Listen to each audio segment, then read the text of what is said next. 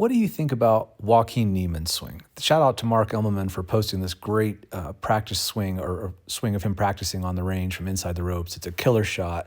Mark posts a lot of these, so if you guys haven't looked at his channel, you should. I admit, when I first saw Joaquin come on tour, I was kind of critical of his swing because, quite frankly, I didn't understand it. I'd never seen anything like it. But over time, I've come to understand the trail side pattern in such a different way that it completely opened my eyes to something I want to share with you guys. And I've been sharing posts recently about talking about this lateral shift and the old school way of swinging the club with a big lateral drive like you saw in the 70s with the Weisskopfs and the Watsons and those types of players who had a big lateral move, Johnny Miller. That swing kind of died off. And now you'd see way less lateral movement, like kind of from the Hogan days, as I talked about in a recent post, and you see way more what I would call collapsing the right side, sit and pivot. And this is what is in a trail side swing. And so a lot of times people, if we don't understand something, we could become immediately defensive and critical of it. And I admit I was like that with Joaquin's swing. I really did not understand it. It took me, a bit of study from years ago to start to really understand what he's doing. But I want to share with you some interesting things about it that'll help you understand a trail side pattern because it is very different. In fact, almost antagonistic. A lead side pattern and a trail side pattern have things that mix like oil and water. They just don't work well. But what Joaquin's doing here is a perfect trail side pattern in so many ways. And this is what a trail side pattern is basically like a high level pattern in baseball. So you'll see the first thing is he's heavily loaded on that trail side. So you'll see if you just draw a line down from his head is way back behind the ball. If you look at his left side, if he was to make a lateral shift like Hogan, we'll look at Hogan again in just a second just to compare, but he'd have to make a big lateral move to get that left hip over the left foot, which in a lead side pattern you want to because you want to rotate on that left hip socket.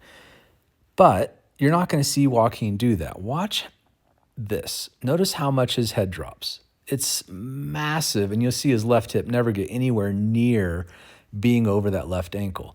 This move I call catching the elevator. What I mean by that is his head is going straight down. Now, if you tend to push with your upper body, I've talked a lot about pushing, pushing, trying to extend your right arm, pushing with the trail side of your body, especially your arm and shoulder, your head will always move in front of the ball. It's just the way it works. It's the way our anatomy works. If you push off your right leg to try and drive forward, to try and shift forward, your upper body will move forward, or you'll create a ton of secondary axis tilt and block it off the planet or hit snap hooks. When you catch the elevator, the head goes straight down, like catching an elevator, like dropping straight down into an elevator chute. And in a trail side pattern, that's what your head should actually do. And that's what allows you to use the right side of your body effectively. A lot of times when people try to use their right side of the body to hit a golf ball, they move their head in front of the ball. And that's why the right side kind of got poo-pooed. If you read Hogan's book, he basically tells you the right hand is the devil in the golf swing until impact. But in this case, in a trail side pattern, a modern swing where power has become so important, it's completely changed. And you're going to see this as the future of the game for more modern players than I think not. I think you're going to see the game shift a lot because power is at such a premium now.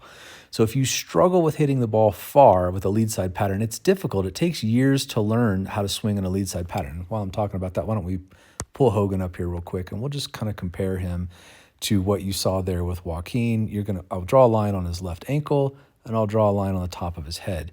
And you'll see some striking differences. Hogan does get into his right side pretty well, but not nearly as stacked as Joaquin was. But then he drives off that right hip. Watch his right hip. See how much he pushes back to get back to that lead side, and his left hip socket is now roughly over that left ankle. And his head has dropped, but not nearly to the degree that Joaquin's had. And because he's pushed off his right leg, you're going to see his head move laterally. So that is a classic lead side pattern. And we know Hogan talked about pulling with this side of his body, feeling like that rubber band snapping. So if you don't understand this movement or you feel like, talking about this right side stuff is bad, it's just because there's two very different ways of swinging the golf club. And there's a million variations in between. Neither one is wrong. You can do either one and play phenomenal golf. Obviously, Joaquin's a phenomenal ball striker. Hogan was a phenomenal ball striker. But will you see this classical move of the big lateral shift like you see in Scotty Scheffler's swing? Will that kind of continue to be the trend? What do you guys think? Are you going to see more of this, or are you going to see more of the trail side pattern in the future?